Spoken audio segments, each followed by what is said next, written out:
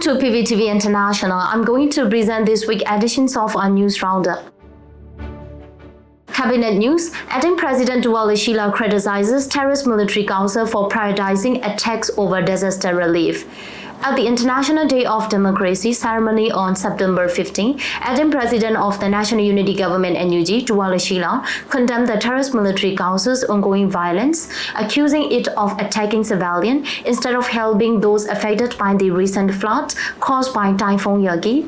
While marking the Global Day celebrating democracy, the Acting President highlighted the severe flooding in Myanmar, particularly in the Mandalay and Bago region, as well as the Shan, Khaing, and Khaing. He emphasized that while the people suffer from natural disaster, the military council led by Myanmar continued to show inhumanity by focusing on maintaining power at the expense of civilians. The acting president further stated that the military council's long-standing power-hungry behavior has compounded the suffering of Myanmar ethnic community, having them more vulnerable to the impacts of wars and natural disaster compared to other nations.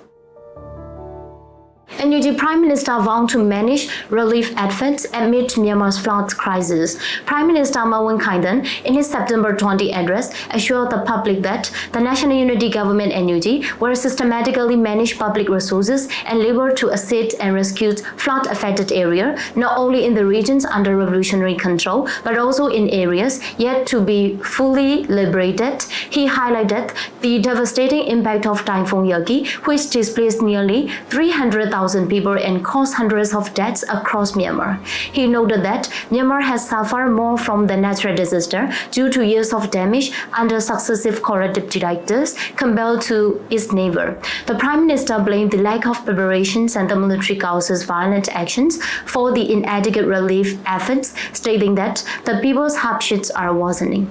Furthermore, he warned that the terrorist military council struggling in the war might exploit the disaster for political gain, using it as an opportunity to suppress public participation in the revolution. However, the Prime Minister expressed confidence that by uniting and collaborating with allied revolutionary groups, they could overcome both the disaster and the terrorist military council's attempt to undermine their cause.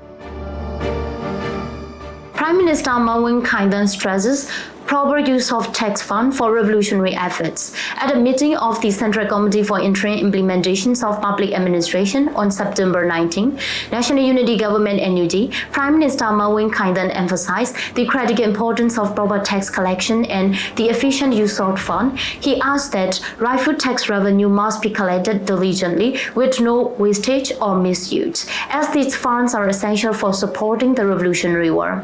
In the tax collection businesses, it is very important to ensure that the rightful tax funds are properly collected and that there is no wastage or misuse.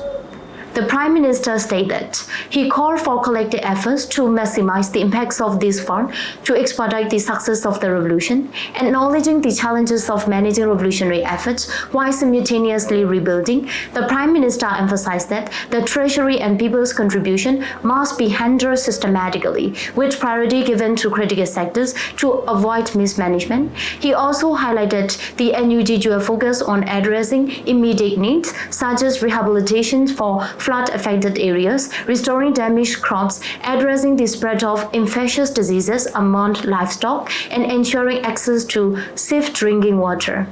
The Prime Minister emphasized the government's continued commitment to supporting the people during these difficult times. National Unity Government launches President Office Telegram channel. On September 17, the National Unity Government NUG announced the launch of the President Office NUG Myanmar Telegram channel. The new channel aimed to provide the public with timely updates on the Myanmar Spring Revolution and the revolutionary duties of acting President Duwa Lashi. The channel will also feature revolutionary messages meant for public disseminations, along with press releases from President Office. The public is now able to follow the latest development and official communications not only through the President Office Facebook page but also via this new Telegram channel. NUG and ethnic groups call for urgent international support amid crisis. The National Unity Government NUG, along with the Karen National Union KNU, Karen National Progressive Party KMPP, and Thann National Front CNF, issue a joint statement calling for urgent international support to address the dual crisis of military councils, raging war on civilians, and natural disaster in Myanmar. Directed at the UN, EU, ASEAN, and other organizations, they outline 7 demands, including equal access to emergency humanitarian and health assistance, with aid sent directly to local groups and civil society organizations. He emphasized preventing misuse of aid for political or military purposes and urged both short-term relief and long-term rehabilitation for flood-affected communities. The statement also called for transparency in the international donations and efficient management of aid, especially for vulnerable groups, expressing solidarity with ethnic communities affected by Typhoon Yagi. The organization thanked volunteers and pledged joint efforts to restore the devastated areas. NUG Prime Minister provide flood relief to victims of Typhoon Yagi. Prime Minister Mahn of the National Unity Government NUG has provided aid to those affected by the floods caused by Typhoon Yagi. A total of 66,000 baht, equivalent to 9.57 million Myanmar kyats, was donated to support emergency relief efforts, including evacuations and food assistance for residents in flood-hit areas. Ministry of Health, NUG mourns 18 medical trainees drowned in training accident. On September 15, the National Unity Government, Ministry of Health, expressed deep condolence for the loss of 18 medical trainees from the Karen Nationality Defense Force, KNDF, who tragically drowned during a training exercise. This incident occurred on the evening of September 11, when the trainees, part of a medical course run by the KNDF, were attempting to cross a stream and were swept away by strong currents. The NUG and Ministry of Health have recognized the fallen trainee as martyrs and extended their sympathies to the grieving families. Ministry of Humanitarian Affairs and Disaster Management, NUG Ministry pledges continue flood relief efforts. The National Unity Government, Ministry of Humanitarian Affairs and Disaster Management, announced on September 18 that it will continue providing emergency food and medical assistance to those affected by recent flood across Myanmar. Through coordination with township officials on the ground, the ministry is organizing efforts to evacuate residents to safety, provide emergency food supplies, and deliver essential goods to flood-affected communities. People's Security Team, PST, township level PST teams, health officers, and humanitarian officers are all working together to ensure these efforts reach those in need.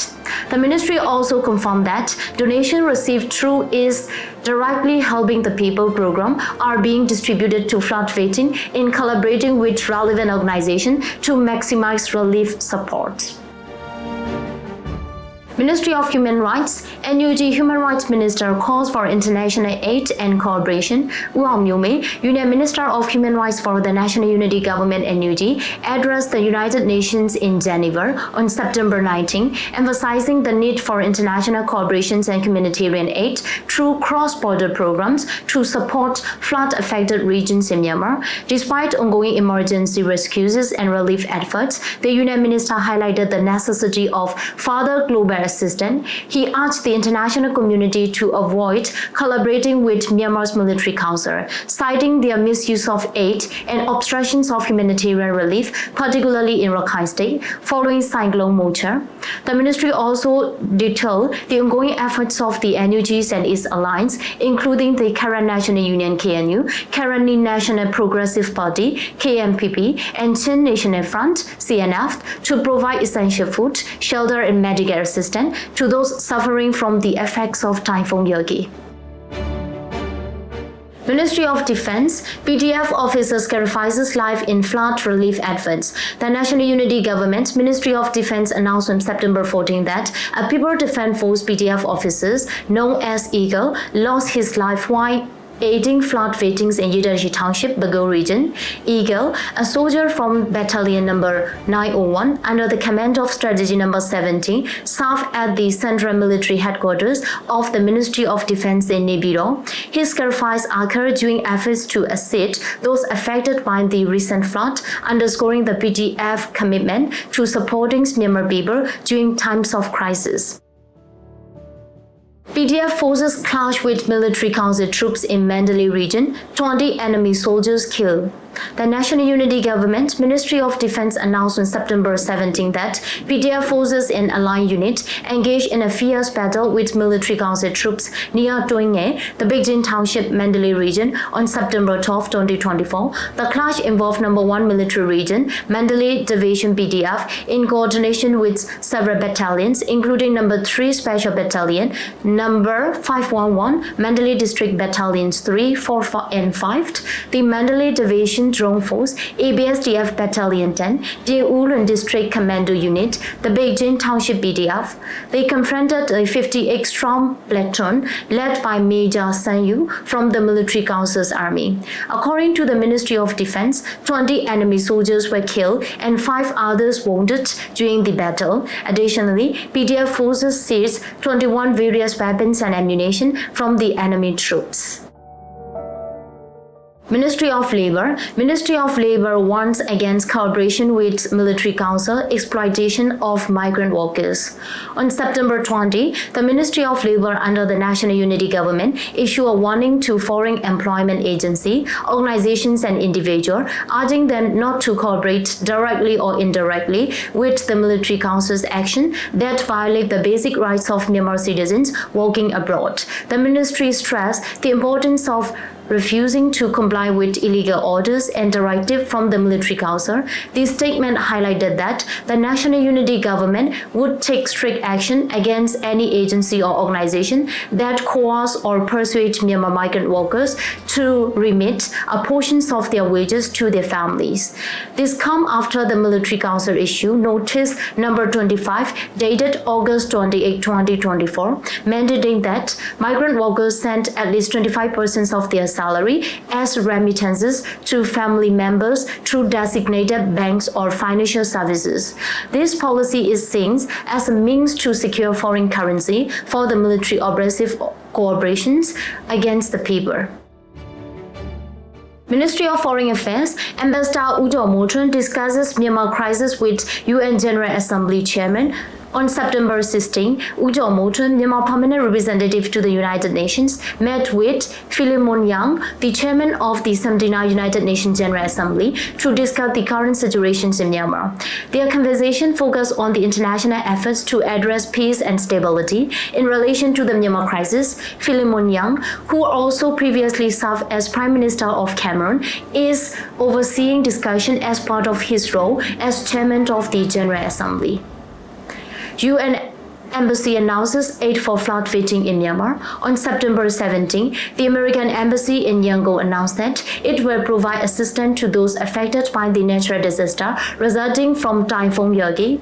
The aid will be channeled through the United States Agency for International Development, USAID, and will include essential supplies such as clean water, environmental sanitation, personal hygiene items, and other vital relief materials. The announcement comes as the terrorist military councils continue area bombardment while flood victims struggle for relief. The United Nations Office for the Coordination of Humanitarian Affairs, UNOCHA, reported on September 16 that ongoing rains and flooding could impact over 600,000 people across Myanmar. Ministry of Education, application period for 2024 Basic Education Completion Assessments announced. On September 19, the Ministry of Education of the National Unity Government announced that students may apply for the 2024 Basic Education Completion Assessment BECA from October 4 to November 3, 2024. This evaluation is aimed at students who did not pass the 2022 matriculation exam administered by the Terrorist Military Council and those who do not plan to take the Military Council's exam. Only students who support the paper are eligible to apply.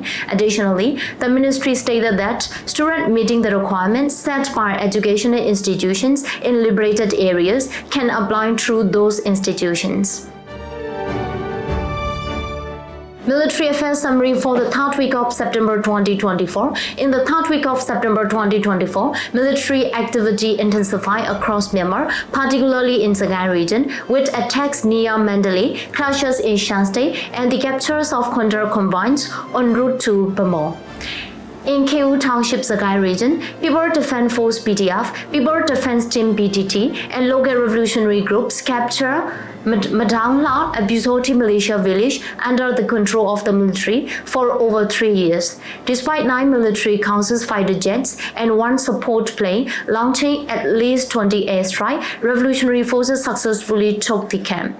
In Chau Township, revolutionary groups attack and capture another Busoti village, Kanzi, killing around 10 military council soldiers and militia members, while capturing over 30 soldiers along with weapons and ammunition. Farther south, in Mahn Township, Magwe region, 9 PDF attacked military council forces near the No. 2 heavy industry enterprise, killing 3 and capturing 4 soldiers. The Freedom Revolutionary Force (FRF) also launched attack on 500 positions in the Bayan. Near Mandalay in Pathangji Township, clashes erupted so close to the city that gunfire was audible within Mandalay itself, suggesting that resistant forces are pushing their attacks closer to the Honda Central Region Command. In Shan State, 100 military council troops and militia launched an offensive on the Restoration Council of Shan State RCS's camp in Mahn Township, resulting in the deaths of 5 RCS soldiers. Given that RCS is under a ceasefire agreement with the military council, the situation remains uncertain as to whether hostilities will escalate further. Meanwhile, in Kachin State, the Kachin Independence Army KIA and allied forces sent 8 military council ships carrying weapons and reinforcement to Bamor, tightening their blockade of the city by both land and water, signaling the growing strength of resistant forces in riverine battles. Let's see what do we have for our weekly roundup news in coming weeks. Thanks for watching PVTV International.